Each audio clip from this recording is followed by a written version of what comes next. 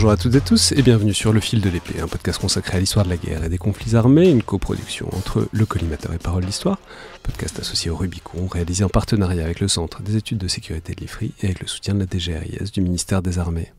Je suis Alexandre Dublin, comme toujours en compagnie d'André Loez. Bonjour André. Bonjour Alexandre, bonjour à tous et tous. Et aujourd'hui, c'est le 3e épisode de cette série d'émissions sur les guerres oubliées, ou en tout cas relativement méconnues du public français.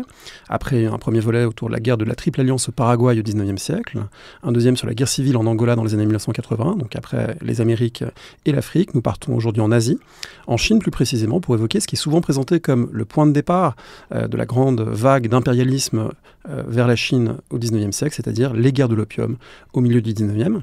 Et pour en parler, nous avons le plaisir de recevoir Xavier Paulès. Bonjour. Bonjour. Vous êtes maître de conférences en histoire à l'EHESS, spécialiste de la Chine contemporaine, notamment de sa relation à l'opium. Il y a un livre que vous avez fait paraître il y a quelques années chez Payot sur l'opium, une passion chinoise, ainsi que plus récemment aux éditions de l'EHESS, l'opium, histoire d'une drogue en sursis. Bonjour donc et bienvenue sur Le Fil de l'Épée. Alors, c'est peut-être un épisode guerrier un peu moins inconnu que les deux précédents, parce qu'on a souvent entendu parler au moins des guerres de l'opium, notamment parce que c'est une appellation un peu sulfureuse, évidemment, qui accroche l'oreille.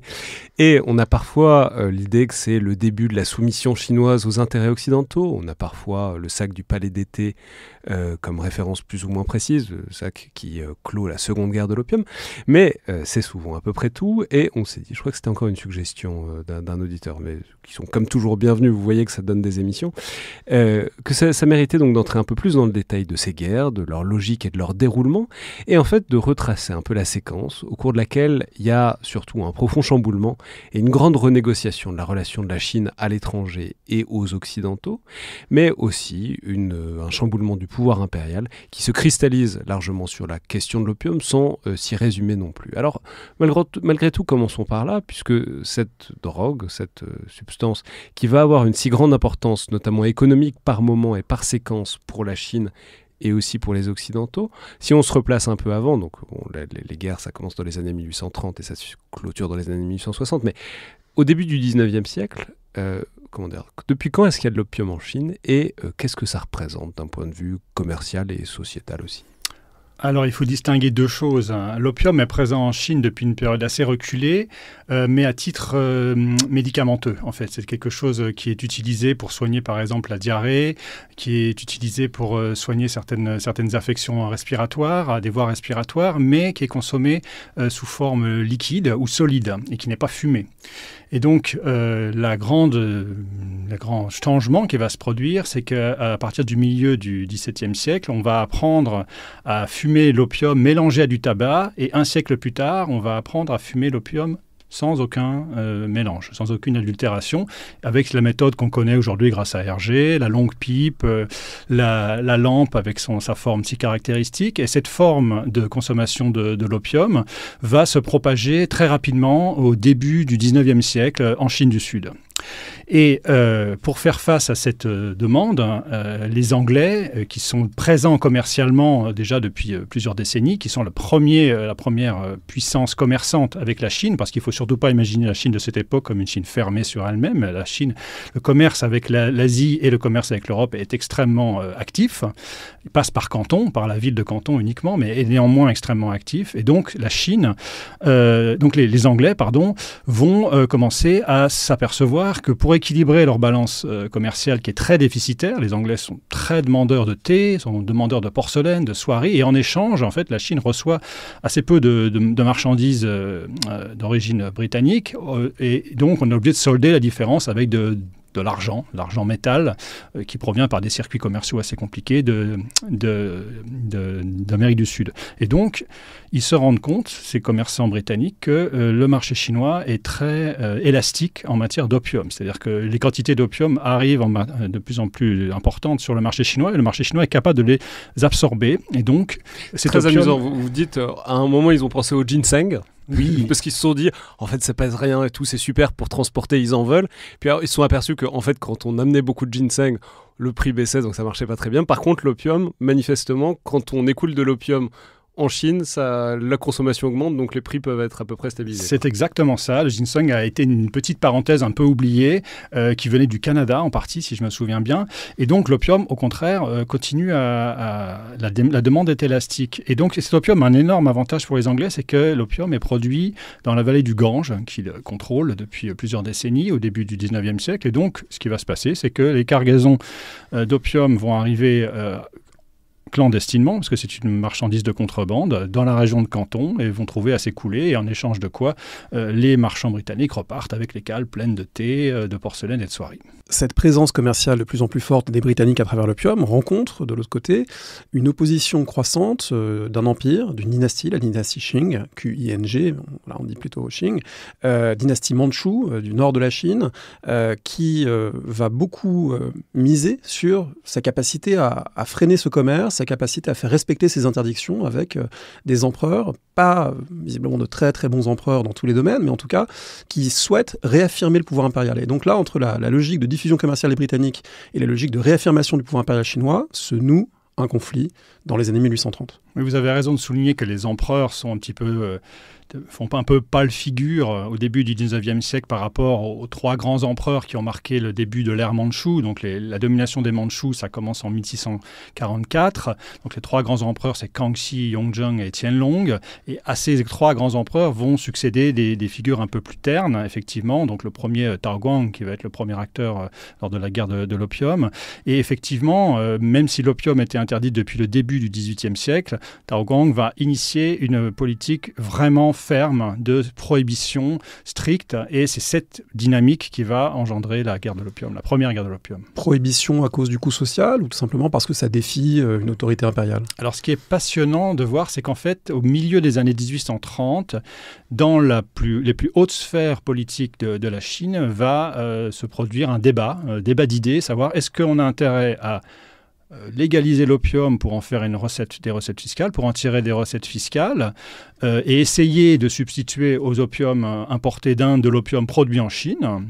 Et ça, il y a des partisans qui mettent en avant des arguments très, très, très concrets, très rationnels. On tue le commerce, ça fait des recettes fiscales. Enfin, exactement un peu les mêmes débats qu'aujourd'hui sur... extraordinairement moderne comme débat, effectivement. Et en face de ça, vous avez un camp qui considère que l'opium est mauvais intrinsèquement pour deux raisons. D'abord, pour la raison économique, qu'il entraîne désormais des fuites d'argent métal. Donc en fait, ce qui se passe, c'est que les Chinois importent tellement d'argent, tellement d'opium, qu'ils sont obligés de le payer avec de l'argent. Donc en fait, le système, la masse monétaire de la Chine, en circulation en Chine, diminue. Et évidemment, ça a des conséquences très néfastes du point de vue de l'économie chinoise. Premier problème. Deuxième problème aussi, les problèmes liés effectivement à la santé, problèmes on pourrait qualifier de santé publique, même si c'est un anachronisme. Effectivement, là, il y a déjà conscience à cette époque-là que en quantité excessive, l'opium mine la santé des gens, notamment pour les soldats. Et il me semble avoir lu qu'il y a un truc avec cet empereur, dont je ne vais pas essayer de prononcer le nom parce que ce serait sacrilège, mais qu'il avait lui-même pris de l'opium dans sa jeunesse, qu'il avait été pratiquant, en tout cas qu'il avait été familier avec un certain nombre de prises de drogue, et que du coup de là viendrait peut-être dans une certaine mesure sa conscience accrue de la dangerosité. C'est en quelque sorte un repenti, effectivement, mais disons que c'est pas vraiment l'empereur qui est actif dans ce débat d'idées, ce sont les hauts fonctionnaires chinois, les gouverneurs généraux, les intendants, et qui donc finissent par la décision de l'empereur qui est d'aller vers une politique de stricte prohibition. Avec par ailleurs, il y a quelque chose qui joue là-dedans, qui dépasse la simple question de l'opium, mais qui est très intéressant sur le rapport à la Chine, de la Chine au monde sur le long terme, il y a une question de prééminence. Alors, vous l'avez dit, en fait, on a l'idée que la Chine est verrouillée, et vous indiquez bien, en fait, c'est pas que c'est verrouillé, c'est que s'il y a un contact avec le reste du monde, ça doit se faire selon leurs termes, selon leurs critères, selon leurs catégories et leur représentation, nommément de la supériorité totale de l'empereur et de la civilisation chinoise sur le reste du monde, et que en fait, ça, au début, pendant quelques siècles avec les Portugais, ils peuvent s'en accommoder, etc. Ils font leur niche là-dedans. Mais quand arrive globalement au XVIIIe siècle, au XIXe siècle, quand c'est notamment l'East India Company, donc les Anglais, et cette compagnie des Indes orientales, là, ça commence de plus en plus à faire friction parce que, en fait, les Anglais, puisqu'il est globalement pour que la reine d'Angleterre parle avec l'empereur chinois, il faut qu'elle lui prête allégeance, ça il y a un moment où ça commence à caler un peu, quoi. Vous avez tout à fait résumé la situation. En fait, là, il ne faut pas imaginer que la première guerre de l'opium ouvre la Chine. La première guerre de l'opium initie la transformation du lien entre la Chine et le reste du monde, et notamment avec les puissances européennes. Effectivement, jusqu'à présent, c'est la Chine qui dictait les conditions des échanges. Donc, les échanges devaient être uniquement commerciaux, basés à Canton, enfin limités à Canton, passés par des conditions très strictes de contrôle. Donc, par exemple, les commerçants britanniques ne pouvaient pas faire le commerce librement avec les marchands chinois. Il fallait qu'ils passent par un groupe très limité d'hommes qui étaient des marchands patentés et qui étaient mieux tenus en main étroitement par les autorités. Et d'autre part, en ce qui concerne les relations d'État à État, de souverain à souverain, effectivement, le système chinois, c'était le système qui était essentiellement basé sur l'idée de la centralité et de la supériorité intrinsèque de l'empereur de Chine. Donc, il n'était pas question de traiter d'égal à égal. La première guerre de l'opium, donc, qui oppose les Britanniques aux Chinois, elle n'est pas si simple à dater du point de vue des premiers coups de feu, des premiers affrontements, parce qu'il y a plein d'incidents qui ont une escalade progressive, mais en revanche, il y a un point de départ qui n'est pas tout à fait un acte de guerre, mais qui est vraiment vu dans l'historiographie et dans la mémoire comme le moment clé qui fait basculer les choses. C'est lorsqu'un haut fonctionnaire chinois est envoyé au sud de la Chine pour reprendre en main la situation, et il décide, de manière très spectaculaire, de brûler les cargaisons entières d'opium, gros milliers de tonnes, qui sont pas brûlées d'ailleurs, qui sont... oui, c'est le mythe justement qui parle à travers moi alors que vous le démontez, mais en tout cas de détruire ce millier de tonnes d'opium.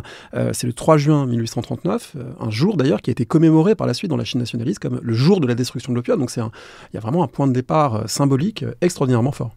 Oui, tout à fait. Cette destruction de l'opium est un acte qui a été magnifié, notamment par la propagande nationaliste puis communiste, par une cinématographie assez abondante aussi. Alors pour la petite histoire, effectivement, il ne s'agit pas d'un feu purificateur, mais d'un procédé un petit peu plus compliqué qui consiste à mélanger dans d'immenses cuves, d'immenses fosses, situées au bord de la mer, l'opium avec une solution d'eau de mer et ensuite à déverser le résultat dans l'océan pour s'en débarrasser. Parce que c'était un problème logistique absolument considérable. On avait des tonnes et des tonnes de drogue qui valaient une fortune. Il fallait pouvoir s'en débarrasser de manière efficace et transparente, en quelque sorte. Et donc, c'est la solution. Ça ne doit pas brûler hyper bien en plus. Parce que... Alors, l'opium, on a des fumées narcotiques. Ouais. on a des cas très nombreux de suppression, de destruction de l'opium par le feu. Après, ça existe.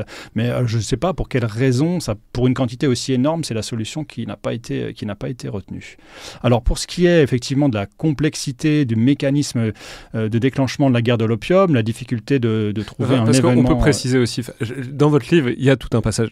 Tous ceux que l'opium intéresse, on en parlait avec André avant, on connaissait absolument rien à l'opium, vraiment à comment ça se fait. Vous retracez très précisément comment on se sert de l'opium, etc., avec les statuts aussi qui sont associés aux objets, les savoir-faire, etc.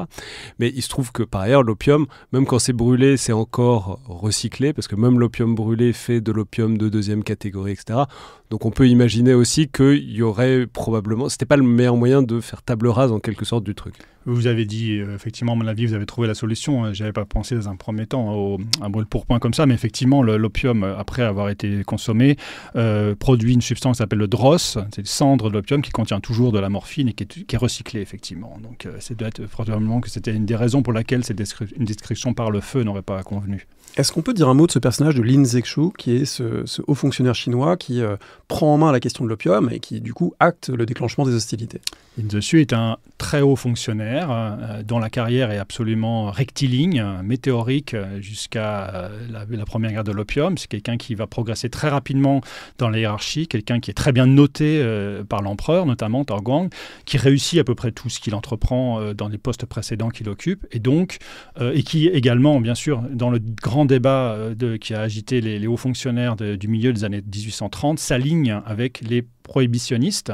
Donc c'est lui que l'empereur choisit pour cette délicate mission qui consiste à aller à Canton et à mettre fin au trafic de l'opium, à la fois en s'attaquant à la demande, c'est-à-dire aux consommateurs chinois présents sur place, et également en s'attaquant à l'offre, c'est-à-dire en faisant cesser l'afflux d'opium de contrebande. Parce qu'on peut préciser qu'il y a eu un moment, donc vous l'avez dit, il y avait cette histoire de rééquilibrage des balances commerciales, etc.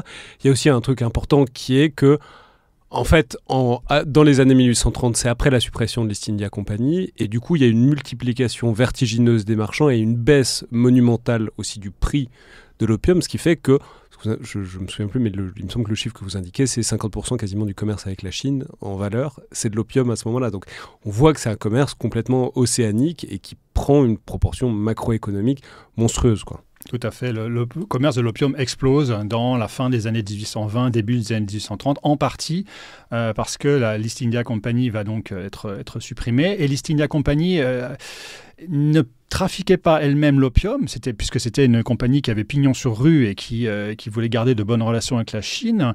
Et donc, elle avait tendance à, disons, essayer de limiter l'impact de ce commerce qui gênait quand même ses activités, et donc à, dans une certaine mesure, limiter le trafic par les marchands qui ne dépendaient pas d'elle. Et une fois qu'elle disparaît de l'échiquier, effectivement, les contrebandiers, qui sont des marchands privés, vont s'en donner à cœur joie dans les années qui suivent.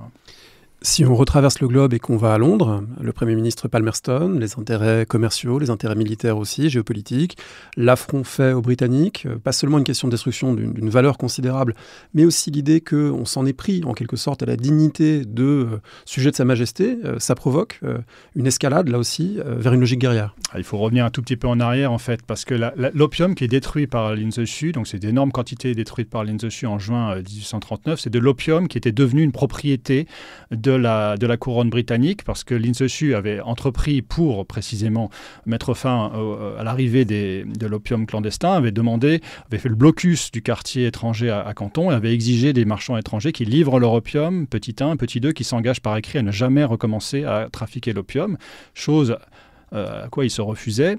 Et donc, Elliot, le représentant de la couronne britannique sur place, le superintendant du commerce présent sur place, qui est l'ambassadeur, pour simplifier à l'extrême, disons, on peut dire que c'était l'ambassadeur, le représentant officiel de la couronne britannique sur place, pour essayer de débloquer cette situation, parce qu'il n'y a plus de commerce à ce moment-là. Le commerce est réduit à néant, donc c'est une catastrophe aussi pour le gouvernement britannique, qui est très dépendant des taxes sur le thé, des taxes d'importation sur le thé. Donc, il décide d'essayer de débloquer la situation en quelque sorte nationalisant les stocks d'opium britanniques. Les marchands sont très contents de le faire parce qu'ils avaient cet opium sur les bras qui risquait de devenir invendable.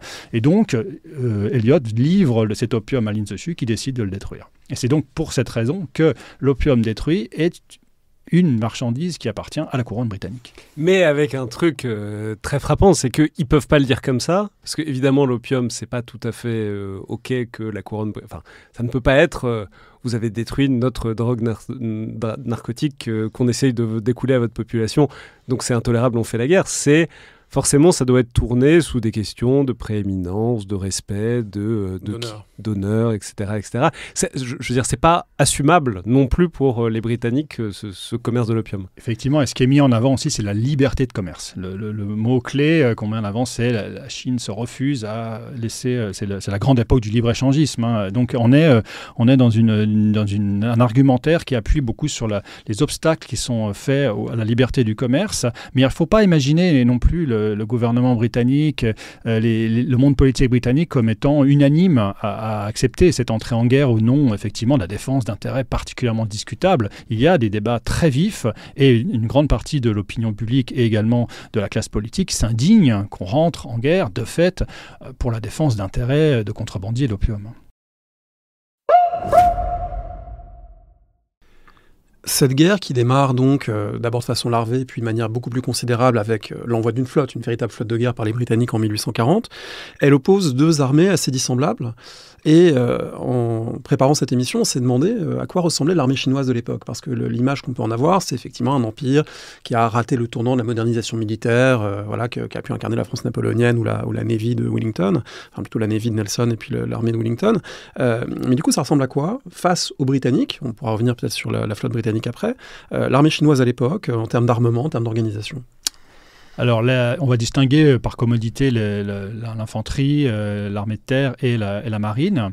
Alors l'armée de terre a eu son heure de gloire un siècle et demi avant, avec la conquête de la Chine, est composée de deux grands ensembles distincts qui sont d'une part les troupes des bannières, qui sont des soldats souvent d'ethnie mandchoue et qui sont organisés par un système qui est très englobant. C'est-à-dire que c'est un système qui englobe à la fois eux-mêmes, leurs familles et leurs domestiques.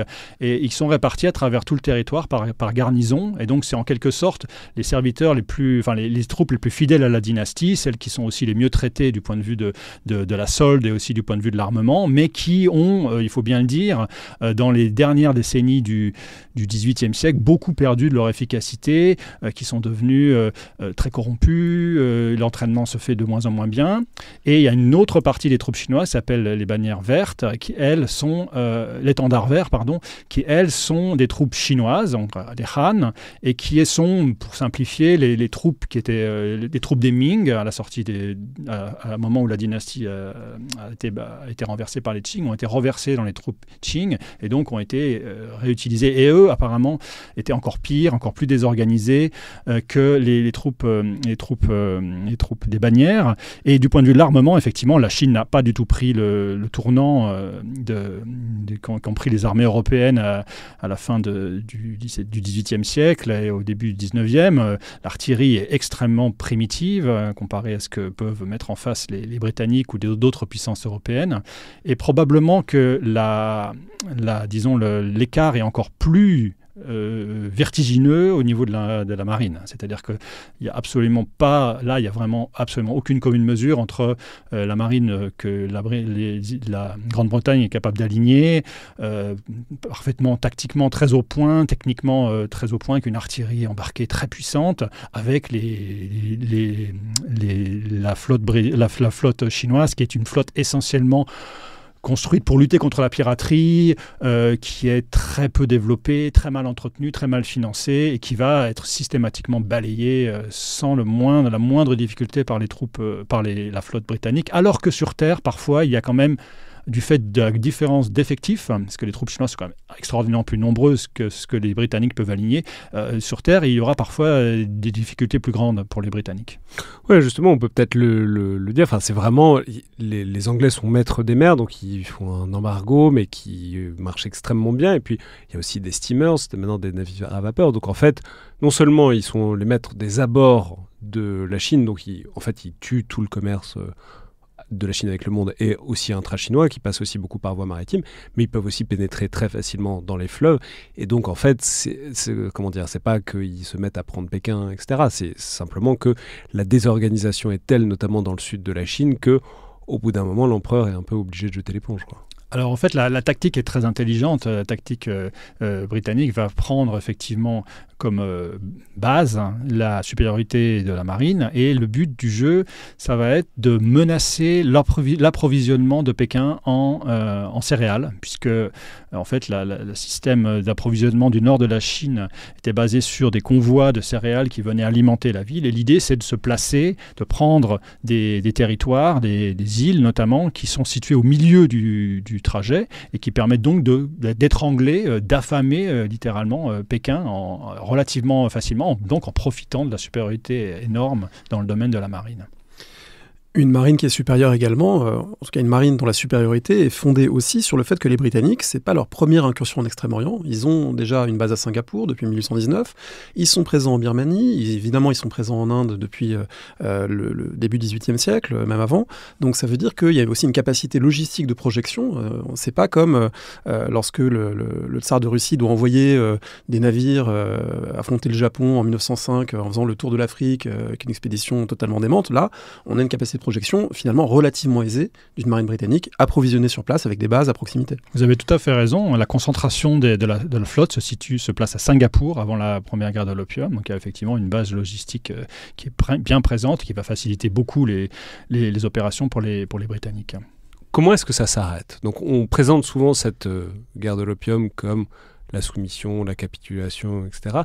En fait, à vous lire, c'est quand même un peu plus compliqué. Il y a un traité, le traité de Tianjin en 1842, qui n'est pas si léonin que ça, mais qui, malgré tout, déclenche la séquence. Malgré tout, en fait, on a l'impression que c'est un peu l'équilibre fondamental précédent des relations entre la Chine et le monde qui est brisé, puisque à partir de maintenant, toutes ces prétentions à la supériorité, à la suprématie de l'empereur chinois, c'est plus possible. Et on va entrer dans un processus de longues négociations et au fond tiraillement entre la Chine et les marchands étrangers et leur puissance dominante. Ce que vous dites est tout à fait vrai. C'est une rupture, mais c'est le début d'un processus de modification des rapports entre la Chine et le monde. C'est-à-dire que c'est un traité qui ne transforme pas de manière si radicale que ça. En fait, c'est le traité de Nankin, donc, qui est signé en 1842 et qui va stipuler, entre autres, la cession de l'île de Hong Kong. Donc là, la Grande-Bretagne va avoir une base de très grande qualité,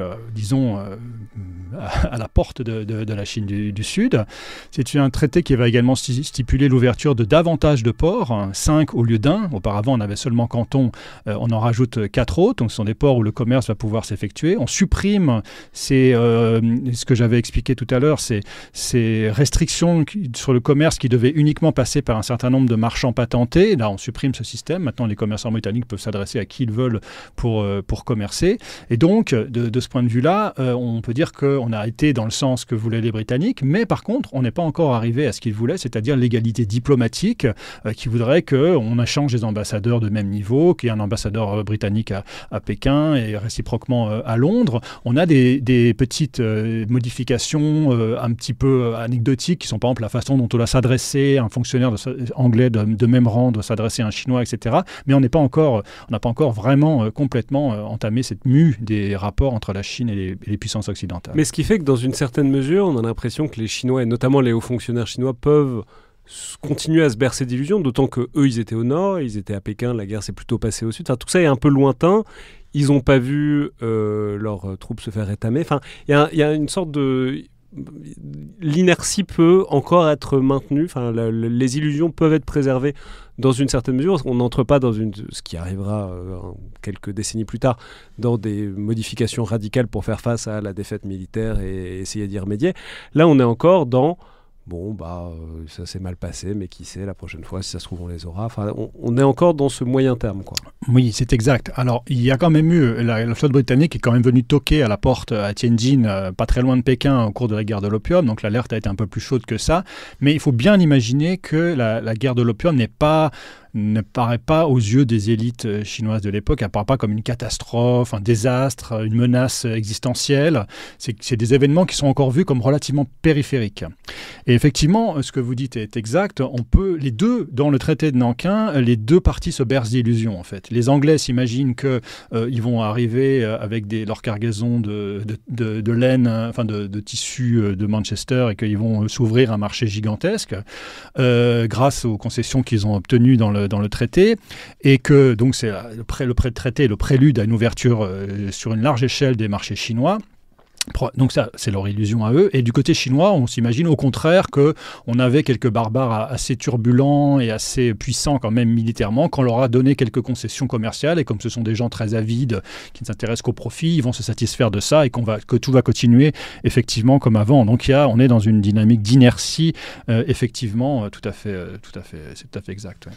Et si on replace ça dans le grand cadre de l'impérialisme européen de la période, c'est intéressant aussi de voir que du point de vue britannique, c'est pas l'établissement d'un protectorat, c'est encore moins la conquête d'Alger que les Français ont réalisé 9 ans plus tôt. À aucun moment on envisage pouvoir soumettre l'immense empire chinois, qui reste une entité considérable. C'est même pas non plus la victoire sur l'empire moghol en Inde qui avait permis aux Britanniques de devenir la puissance dominante du sous-continent. Là, on en est très loin. Donc ça veut dire que l'histoire de l'impérialisme occidental en Chine, elle n'aboutira jamais tout à fait de la même manière que la prise de possession pure et simple qui a pu avoir lieu dans d'autres endroits. Oui, c'est exact. La Chine fait partie des 3 grands empires eurasiatiques, avec l'empire ottoman et l'empire perse, qui ne vont pas être colonisés et qui vont être dominés, et même dominés copieusement, mais avec des mécanismes un peu plus subtils, qu'on pourrait énumérer après si vous voulez. Mais il n'y a pas eu de projet pour une puissance, effectivement, de pouvoir avaler un morceau aussi énorme. Voilà, même s'il y a quand même eu des découpages territoriaux en fin de période. Très limités. Les parties du territoire chinois qui ont été annexées conquérés ou qui ont été colonisés sont quand même extrêmement limités. Et ce qui est amusant de voir, c'est qu'en fait, la principale conquête territoriale de puissance étrangère en Chine, c'est la Russie qui va y parvenir à la fin de la deuxième guerre de l'opium. Et donc, quand en Chine, on célèbre aujourd'hui les méfaits de l'impérialisme occidental avec les 2 guerres de l'opium, on se focalise toujours beaucoup sur le sac du palais d'été, sur le traité de Nankin, etc. Et en fait, aujourd'hui, le seul reste de cette époque, c'est le fait que la Russie possède toute la région de Vladivostok, des énormes territoires qui ont été arrachés à la Chine entre 1856 et 1860. Justement, alors, on arrive, mais malgré tout, ce qui reste de tout ça, c'est une sorte d'affaiblissement du pouvoir mandchou, puisque, mine de rien, ils ont perdu, ce qui était évidemment sans précédent.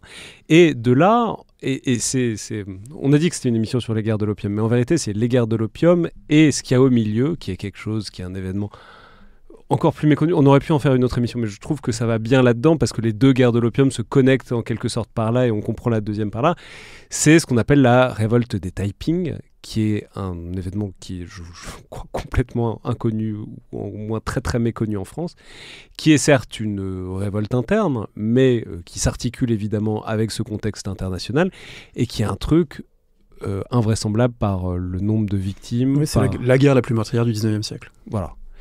Qui part par ailleurs, enfin, je vais vous laisser raconter parce que vous raconterez bien l'histoire comment, mais ça part quand même d'un prophète allumé qui a lu un flyer de missionnaires protestants et qui déclenche une révolte qui va faire 30 millions de morts. Quoi. En tant que petit frère de Jésus. En tant que petit frère de Jésus. Vous avez déjà vendu la mèche pour un certain nombre d'aspects les plus savoureux de cette révolte, mais bon, ce qu'il faut dire d'une manière peut-être un petit peu cinglante, clinquante, c'est qu'effectivement, la révolte des Taiping est la plus grande révolte de l'histoire de l'humanité en termes de victimes. On compte entre 20 et 30 millions de morts. Et c'est justement intéressant de les mettre en rapport avec les guerres de l'opium, parce qu'en fait, vu d'Occident, on a tendance à considérer que les grands événements de cette époque, ce sont les 2 guerres de l'opium, que ce sont elles qui ont ouvert la Chine, qui ont représenté des événements fondamentaux. Et en réalité, quand on se place du point de vue chinois, c'est pas du tout ça. C'est-à-dire la menace vitale pour les Qing, pour la dynastie des Qing, c'est absolument pas les guerres de l'opium, qui ne mettent pas du tout en cause la survie de la dynastie, la véritable péril, c'est cette révolte qui court donc de 1851 à 1864 et qui, elle, est une véritable menace existentielle. Les Chinois sont passés très loin, pas très loin du tout, au contraire, très près de la disparition pure et simple en raison de cette terrible révolte. Alors, pour la raconter de manière pas trop en simplifiant au maximum peut-être, on peut dire que ça part effectivement d'un personnage qui s'appelle Hong Xiuquan, qui est un illuminé, un de ces très nombreux candidats malheureux au système des examens impériaux, qui rate successivement les examens, donc frustré. Ça on peut préciser, j'aime toujours beaucoup à rappeler pour les étudiants qui nous écoutent que tout le système français des examens et des concours est entièrement pompé de système chinois où il était en place depuis très longtemps et qui a été ramené essentiellement par les jésuites. Mais donc, sachez que quand vous passez un examen ou un concours, fondamentalement, vous accomplissez un geste qui nous vient directement de l'Empire chinois. Et du coup, comme les étudiants et élèves en France, il y a aussi des recalés qui le vivent plus ou moins bien. Comme en Autriche, dans les écoles d'art aussi, avant la Première Guerre mondiale. Exactement. Et qui le vivent plus ou moins bien. Et ce Hong, il le vit pas bien. Voilà, il fait partie de ces gens extrêmement frustrés. C'était quelqu'un d'assez brillant quand même, et donc il est assez instable, disons, pour dire les choses de manière euphémistique. Et donc, il va, dans la province du Guangxi, commencer à rassembler autour de lui des partisans en prêchant donc une doctrine qui est très largement inspirée du christianisme, parce qu'il a été en contact avec des écrits et aussi avec des missionnaires, et qui va commencer à recruter des adeptes.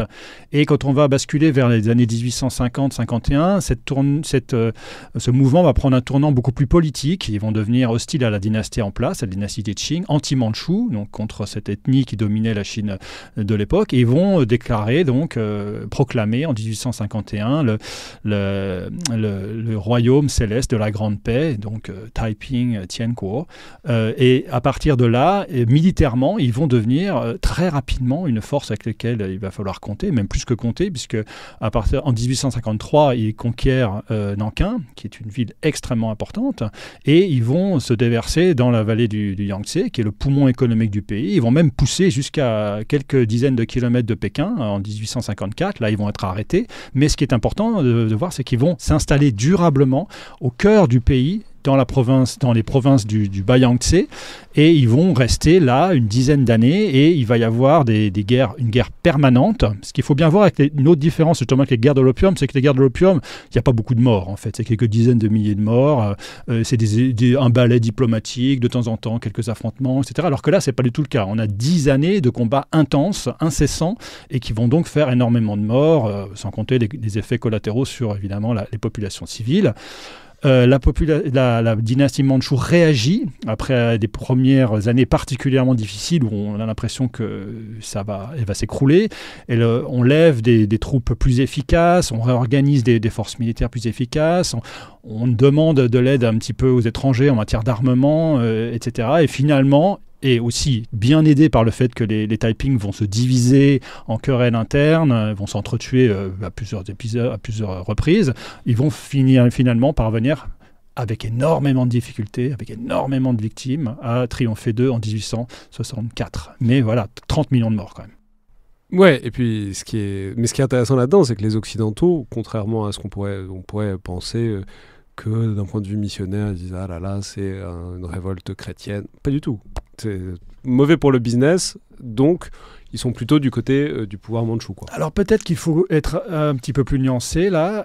Dans les premiers temps, cette révolte suscite un certain intérêt quand même, parce qu'effectivement, explicitement, comme vous l'avez dit, Hong Xiuquan se présente comme le frère cadet de Jésus-Christ.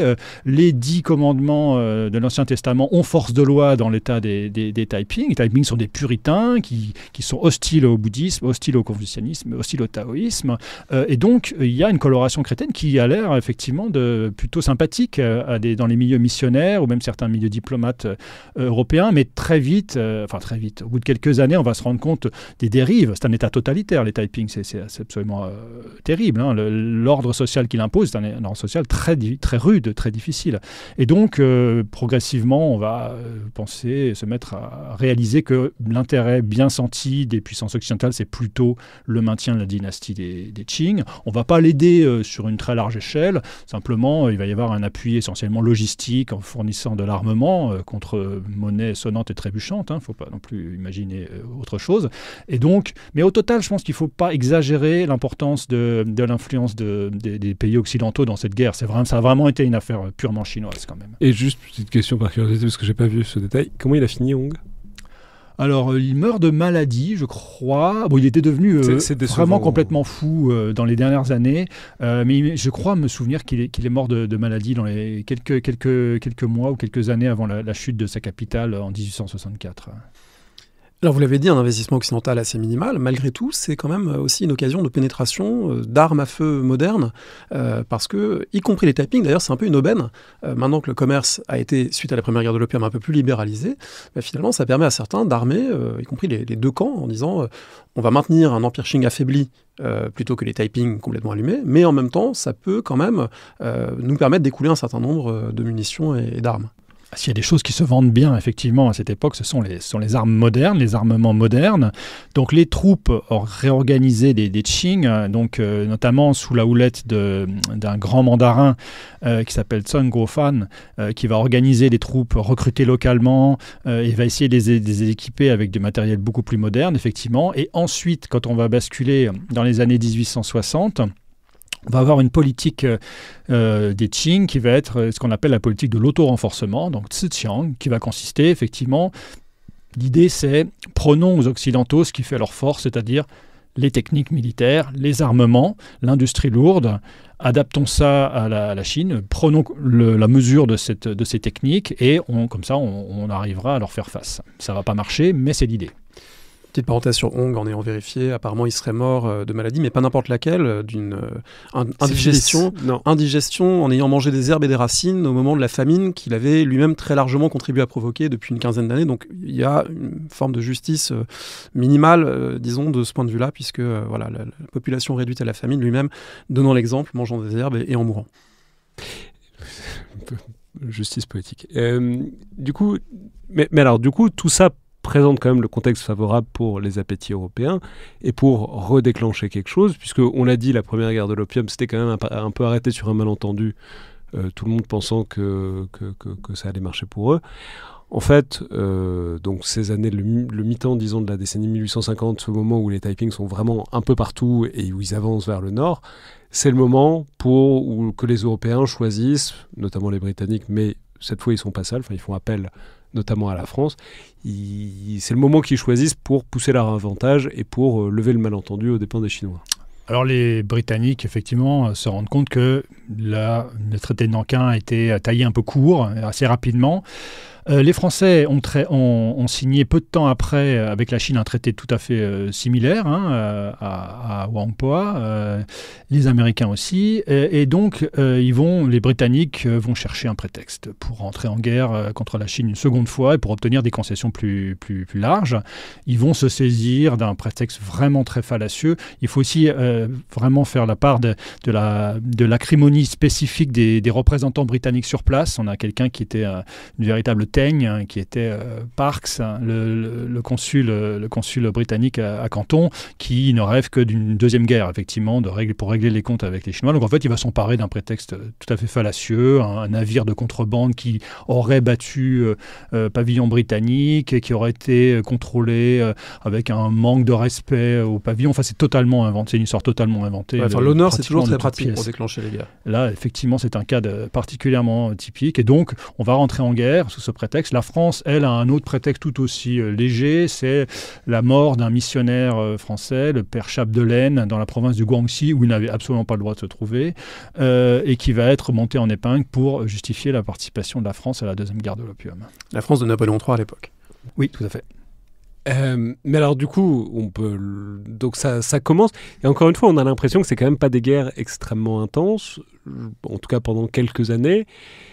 C'est une guerre qui s'arrête, c'est une guerre qui reprend. Enfin, on a l'impression que c'est quand même quelque chose de très diplomatique plus que militaire. Mais en même temps, justement, reposons la question d'André tout à l'heure. À quoi ressemble à ce moment-là l'armée chinoise ? A-t-elle changé depuis 15 ans et dans quelle mesure est-ce qu'elle est plus ou moins capable de faire face désormais, quoi. Oui, et notamment du point de vue du commandement, parce qu'on a là aussi cette image de fonctionnaires et de militaires un peu gangrénés par un système de concours qui valorise la répétition de choses anciennes. Peut-être pas pour les meilleurs chefs militaires, je ne sais pas d'ailleurs comment ça marche. Ils passent une école, mais après ils sont classés à la sortie de l'école.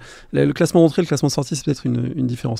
En tout cas, voilà, est-ce que le formalisme des concours a nuit ou pas à l'armée chinoise, ou est-ce qu'on valorise les gens qui ont l'initiative plutôt que des parfaits lettrés, quoi ? Alors déjà, il y a deux niveaux d'examens impériaux, les examens militaires et l'examen civil. Donc les fonctionnaires civils ne sont pas du tout théoriquement amenés à exercer des commandements militaires.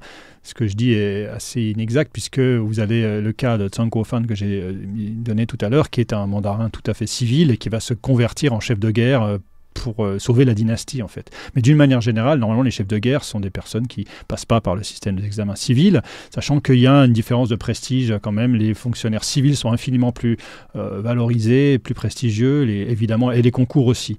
Donc souvent, on a des hommes qui sont issus de milieux mandchous plutôt, qui sont des chefs militaires, ou mongols. Le grand chef militaire qui va poser des problèmes aux Occidentaux pendant la Deuxième Guerre de l'opium, c'est un mongol en fait. C'est un grand chef de guerre, mais malheureusement pour lui, l'outil qu'il a entre les mains n'a pas pratiquement bougé depuis la Première Guerre de l'opium. Il n'y a pas eu de modernisation de l'armement, il n'y a pas eu de transformation technique significative. Ça revient pratiquement à vraiment pas grand-chose. Et donc, le verdict du point de vue militaire, la Deuxième Guerre de l'opium est le même. Il y a toujours la même différence énorme entre la qualité de l'armement, de l'organisation entre les deux puissants, entre les forces militaires européennes d'une part, franco-britanniques d'une part, et chinoises d'autre part. Mais alors il y a quand même un cessez-le-feu, un premier cessez-le-feu en 1859, je crois, on a l'impression que c'est un peu la même chose qui se reproduit, un peu un malentendu, mais en fait, en renégociant exactement les termes de la paix, on ne s'accorde pas, et les Chinois pensent qu'ils peuvent peut-être inverser les choses, et du coup ça part, et là ça va être la défaite pour de bon. Oui, en fait, les deux guerres de l'opium sont assez parallèles dans leur développement. C'est-à-dire qu'il y a des opérations, un mélange d'opérations diplomatiques et d'opérations militaires qui aboutit finalement à un premier compromis qui est signé et qui est dans les deux cas désavoué par l'empereur chinois qui estime que ses fonctionnaires ont mal négocié et on repart dans des opérations militaires qui là deviennent effectivement plus intenses dans les deux guerres et qui aboutissent dans les deux cas à une défaite tout à fait sans appel des troupes chinoises. Donc dans le cas de la deuxième guerre de l'opium, c'est à Paliqiao. Je crois qu'à Paris, il y a toujours une rue de Paliqiao dans le 16e arrondissement, je crois. Oui, puis même une dynastie politique qui avait ce titre de comte de Paliqiao. Voilà. Et donc, version francisée. En général, les victoires du 19e siècle, c'est souvent dans le 16e. C'est vrai. 17e arrondissement de Paris qu'on les trouve. Et donc, suite à cette défaite militaire cinglante, Pékin est menacé, le palais d'été est détruit, et donc là, on est obligé de signer un nouveau traité, plus dur que celui qui avait été signé quelques années auparavant, quelques mois auparavant. Et donc, cette fois-ci, c'est 1860. On va ouvrir davantage de ports au commerce étranger. On va cette fois-ci établir des relations diplomatiques davantage fondées effectivement sur l'égalité. Les Britanniques vont récupérer les nouveaux territoires, etc. etc. C'est avec ce détail, si j'ai bien lu, que la bataille de Paliqiao, il y a un truc un peu symbolique qui semble se passer, c'est-à-dire, si j'ai bien compris, c'est la cavalerie mongole qui charge l'artillerie britannique, et ça se termine comme on peut imaginer que ça se termine dans ces cas-là, mais du coup, il y a un truc un peu symbolique de deux armées différentes, de logiques différentes, qui se soldent à cette bataille-là, avec pour conséquence la prise de Pékin, quoi. La cavalerie mongole était la fine fleur des troupes dont disposait la dynastie des Qing à cette époque, et donc c'est ça qu'on va mettre face aux armées franco-britanniques qui se dirigeaient vers Pékin, et l'appel, effectivement, là, le verdict des armes va être absolument terrible, puisque cette cavalerie, sa vaillance et sa valeur intrinsèque n'est pas à remettre en cause. C'était des soldats de très bonne qualité, simplement, effectivement, ils étaient en retard d'une guerre ou deux en termes d'armement, et ils n'ont pas fait le poids face à l'infanterie franco-britannique. En parlant de retard de guerre, c'est aussi une guerre, la seconde guerre de l'opium, qui prend place dans un moment de transformation plus globale des guerres. Il y a la guerre de sécession qui démarre un an plus tard aux États-Unis, il y a la guerre de Crimée quelques années plus tôt. Et une des différences entre les deux guerres de l'opium, c'est que la seconde est photographiée. On a des photographies, notamment d'un Italien, Felice Beato, qui se rend sur place, et qui fait d'ailleurs des mises en scène macabres. Et donc, du point de vue documentaire aussi, c'est une guerre qui n'a pas tout à fait la même résonance dans les opinions occidentales. Oui, tout à fait. Le travail de Beato est assez connu, dans la mesure où c'est quelqu'un qui a en fait pris des photos, mais qui a beaucoup arrangé, en fait, en quelque sorte, notamment ces scènes de carnage. Ça a été montré. Il demandait amenez-moi plus de crânes, amenez-moi plus de corps. C'est quelque chose qui a été mis en partie en scène. Bon, il y avait quand même des victimes qui étaient là. Hein. C'est pas des cadavres qu'on a inventés, mais il a effectivement effectué un travail de mise en scène. Mais c'est effectivement une des premières guerres à avoir été photographiée.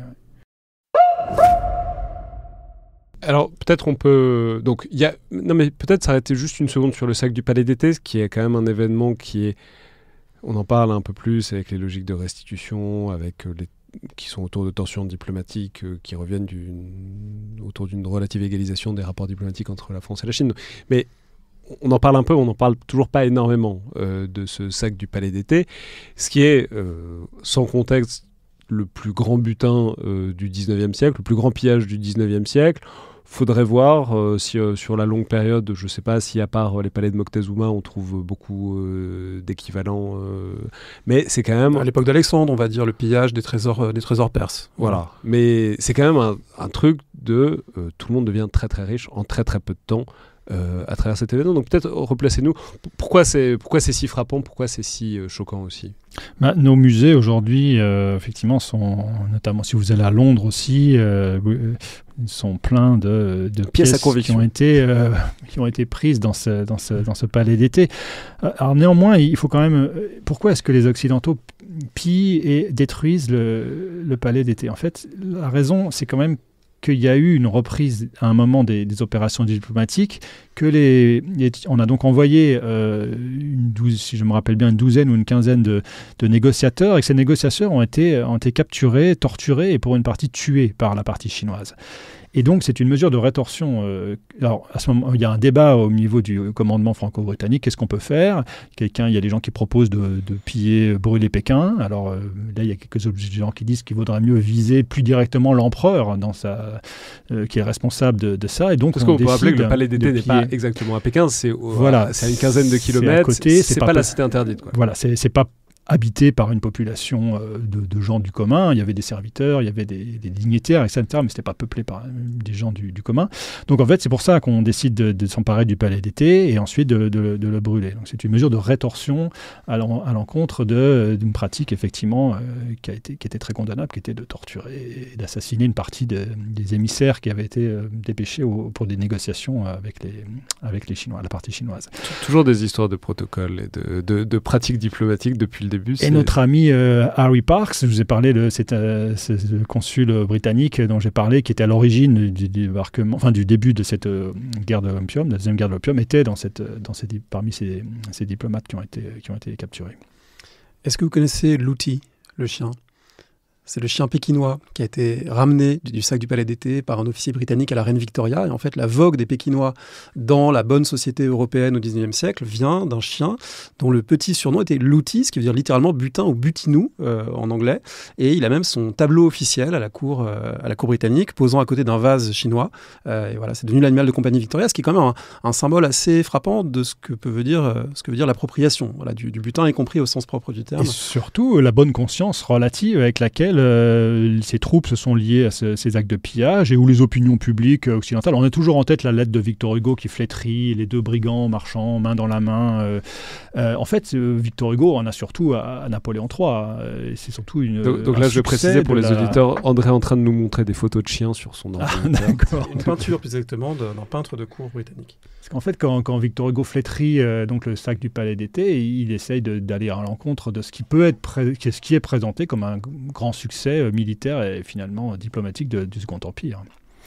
Justement, est-ce qu'on peut revenir sur la mémoire en quelque sorte de ce que c'est devenu ? Donc le sac de palais d'été, c'est quasiment le truc hypertrophique, parce qu'effectivement on a volé beaucoup de trucs à ce moment-là, ça paraît relativement incontestable, et suffit d'aller dans un musée pour avoir du mal à contester la chose.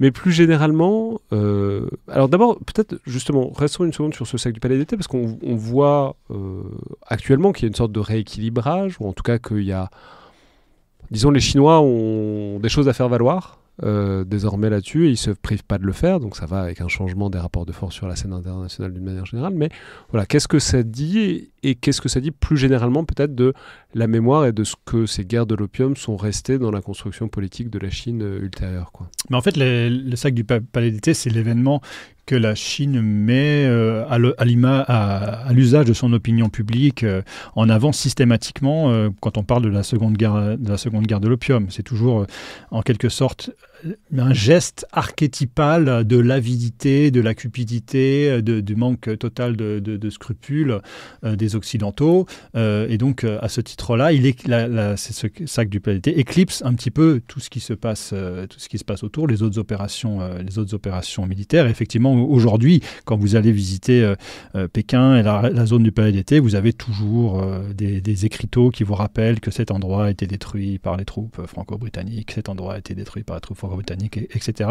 Donc c'est quelque chose qui fait partie du fonds de commerce, parce qu'il faut bien voir qu'aujourd'hui, la Chine se présente toujours comme la victime d'un siècle d'impérialisme, d'humiliation nationale, donc en gros milieu 19e, milieu 20e, et que donc le pouvoir aujourd'hui en place se pose comme en quelque sorte le réparateur de ces humiliations, capable de remettre la Chine sur un pied d'égalité, et même plus aujourd'hui. Oui, de ce point de vue-là, je dis simplement, c'est pour ça que j'en ai fait un peu longtemps sur la notion de suprématie préexistante à cette séquence-là.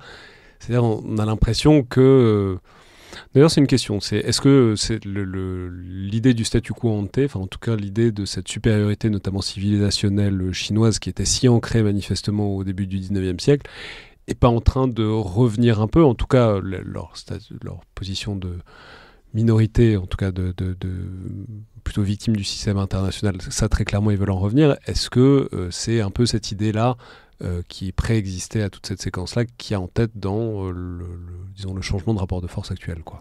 Bon, la Chine aujourd'hui ne met pas en avant l'idée d'une supériorité intrinsèque de sa culture, ce n'est plus le cas, mais il y a quand même effectivement tout à fait clairement l'idée qu'il faut mettre fin à un ordre international qui a été pensé par l'Occident pour ses intérêts propres, et donc qu'à ce titre-là, l'Asie aurait été mal servie, l'Asie orientale aurait été mal servie pendant toute cette époque, et que donc il faut réinventer un ordre international nouveau. Mais alors pour l'instant, les contours en sont extrêmement flou, hein, au moins qu'on puisse dire. Et à ce titre-là, la Chine est appelée à jouer un rôle moteur, en quelque sorte, mais supposé non dominateur. Est-ce qu'on peut vous demander ce qu'il en est du Japon dans sa politique vis-à-vis de l'opium ? Parce que si on dit que l'opium, c'est le symbole de l'ingérence étrangère, de la domination, il y a aussi toute la séquence d'une quinzaine d'années de domination japonaise, très forte et très marquante dans les mémoires chinoises. Est-ce que le Japon est associé à ça, ou est-ce qu'il a une politique différente ? Est-ce qu'il y a un lien avec cette période ? Alors, le Japon est très au courant de ce qui se passe pendant les deux guerres de l'opium. Hein. On imagine le Japon complètement clos sur lui-même à cette époque. En réalité, les élites japonaises sont sont évidemment éminemment à cette époque sinisées et tournées vers la Chine comme modèle culturel toujours. Et donc en fait, ils comprennent qu'il se passe des choses potentiellement qui peuvent les concerner, et donc ils se tiennent très au courant de ça. Et il va y avoir à partir du milieu du 19e siècle, au Japon, cette idée très claire que l'opium est un poison qui a expliqué en partie la raison pour laquelle la Chine, qui était la puissance dominante, puissance culturellement et politiquement dominante de la région, s'est retrouvée dans un statut pour le moins inconfortable, en tout cas a été vaincue militairement par des puissances étrangères. Et en fait, le Japon ne va jamais connaître de consommation d'opium sur une vaste échelle, pas du tout. La population et les élites vont toujours refuser strictement l'opium. Et donc, contrairement à d'autres pays voisins de la Chine, comme par exemple le Vietnam, où les Vietnamiens vont largement suivre le modèle chinois en matière de consommation d'opium. Par exemple, les Japonais vont toujours rejeter strictement les importations et la consommation d'opium. Et ça reste vrai toujours aujourd'hui. Il y a toujours cette idée vraiment que l'opium est quelque chose de particulièrement,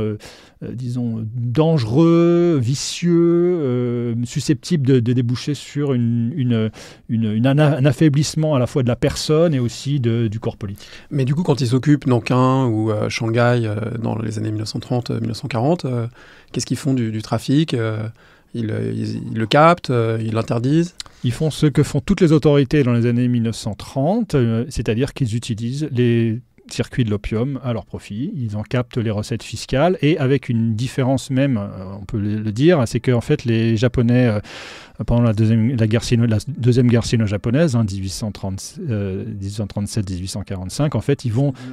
1900, pardon, j'étais resté au 19e. 1937-1945, ils vont aussi légaliser les drogues de synthèse, morphine, héroïne, ce que les autorités chinoises précédentes ne faisaient pas. Donc ils vont aller un petit peu plus loin dans le cynisme en matière de fiscalité et de légalisation des drogues. Mais justement, pour conclure là-dessus, c'est intéressant de se demander ce que c'est devenu, puisque vous l'indiquez dans vos travaux, donc, qui sont vraiment concentrés sur l'opium. Il y a toute une réflexion sur ce que c'est cette drogue. Est-ce que c'est vraiment aussi terrible que ce que c'est dans la littérature de l'époque, notamment parce que c'est une littérature au 19e siècle qui est très imprise d'une sorte de truc de darwinisme mal traduit, ou en tout cas qui arrive, et donc il y a une question sur l'affaiblissement de la race chinoise et l'opium Et en fait, tout ça se poursuit quand même au XXe siècle, et c'est très intéressant de la manière dont vous le décrivez. En fait, ça va très bien marcher, la lutte contre l'opium. Alors, dans ce contexte très particulier que va être la Chine nationaliste puis communiste, mais en fait, le combat contre l'opium va réussir à, si ce n'est l'éradiquer, mais en tout cas pas loin, il va y avoir une très grande efficacité de cette lutte contre l'opium. Donc, justement, est-ce qu'on peut en dire en quelque sorte de ce que c'est devenu politiquement après cette période de soumission directe à l'étranger, disons ? Alors, l'opium, c'est comme l'alcool. C'est une substance qui peut déboucher sur la dépendance et sur des ravages physiques très importants. Mais néanmoins, si vous la consommez avec modération, vous n'êtes pas plus drogué et abîmé que nous quand on boit 2 verres de vin par semaine. Et donc, en fait, par contre, ce qui se passe, c'est que à la fin du 19e siècle, les élites chinoises, sous l'influence en particulier du darwinisme social, vont se persuader que l'opium est une des causes fondamentales de l'affaiblissement et de l'asservissement de leur pays. On va même avoir cette espèce de glissement de sens qui va expliquer en fait les défaites de l'opium par le fait que la Chine était intrinsèquement affaiblie par la consommation d'opium, par le fait que ses membres étaient, pour une partie d'entre eux, importante d'entre eux, dépendants à l'opium, ce qui est complètement faux. Et donc, ces élites se persuadent de la nécessité de supprimer l'opium comme une des conditions de restauration de la puissance du pays. Et ça va se concrétiser en 1906 par un plan de 10 ans qui va être mis en place par la dynastie des Qing, donc toujours au pouvoir à cette époque. Dynastie des Qing à qui la deuxième guerre de l'opium a mis un petit coup de fouet. Qui sont bien repris en main. Alors les Qing, effectivement, à partir des années 1860, ont lancé des réformes et la décennie 1900 va voir une accélération et une radicalisation des réformes. Et quand la dynastie s'effondre en 1911-1912, il ne faut surtout pas imaginer que les Qing s'effondrent parce qu'ils sont victimes de leur inaction, de leur sclérose. Au contraire, ils sont victimes de l'excès de radicalité et l'excès de rapidité des réformes qu'ils lancent en 1901, qui s'appelle Nouvelle politique. Et donc dans cet ensemble de réformes, il y a un plan très ambitieux de suppression de l'opium en 10 ans. L'idée générale, c'est qu'on va convaincre les Britanniques de progressivement diminuer les exportations d'opium à destination du marché chinois. En Chine même, on va aussi diminuer la demande et arriver en 1916 à une éradication totale. Les Occidentaux rigolent, tout le monde dit que ça ne va pas marcher et, manque de bol, ça marche très bien. Les résultats sont très encourageants et en 1911, au moment où la dynastie s'effondre, en fait, l'opium est véritablement marginalisé par rapport à ce qu'il était avant. Donc c'est un grand succès de la dynastie des Qing, la lutte contre l'opium. Ensuite, dans les années qui suivent, il va y avoir un certain regain de l'opium parce que le pouvoir central n'est plus présent, on n'est plus là pour imposer cette politique. Il va y avoir une deuxième campagne de lutte assez efficace aussi du Kuomintang dans les années 1930. Et finalement, les communistes, au début des années 1850, vont donner le coup de grâce à l'opium. Mais ce qu'il faut bien voir, c'est qu'en fait, ça n'avait plus rien à voir. La consommation d'opium de la Chine en 1949, par rapport à ce qu'elle était un demi-siècle auparavant, c'est plus du tout ça. C'est une pratique qui était devenue beaucoup plus marginale. Donc les communistes ont finalement eu assez peu de mérite à en venir à bout. Néanmoins, au niveau du discours, alors là, ils vont très largement utilisé l'idée qu'ils sont les triomphateurs de ce fléau qui est la cause de tous les malheurs de la Chine, que le Kuomintang, lui, avait exploité sans vergogne les ressources de l'opium, etc., etc. Donc ils vont faire vraiment un outil de propagande très efficace. Est-ce qu'il en est resté encore à l'heure actuelle une sorte de position plus ou moins puritaine sur ces questions-là, sur les questions de... Ah oui, bien sûr. On ne rigole pas avec la question de l'opium en Chine. En Occident, quand on parle d'opium, il y a un petit parfum d'aventure, un petit peu parti fin, un peu canaille, ça fait un petit peu ricaner. En Chine, c'est pas du tout le cas. C'est vraiment une question d'humiliation nationale.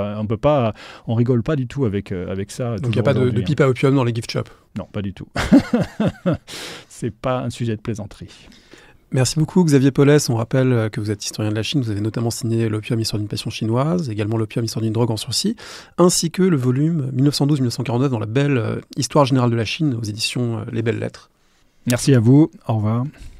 C'était donc Le Fil de l'Épée, un podcast produit et co-animé par Alexandre Jublin et André Loez, distribué par Binge Audio. Comme d'habitude, remarques, commentaires, suggestions sur des guerres oubliées ou méconnues ou sur des drogues dont il faut parler au micro sont bienvenues, évidemment par mail ou sur les réseaux sociaux ou comme les notes et appréciations sur Apple Podcast ou sur Spotify. Merci à toutes et tous et à la prochaine fois.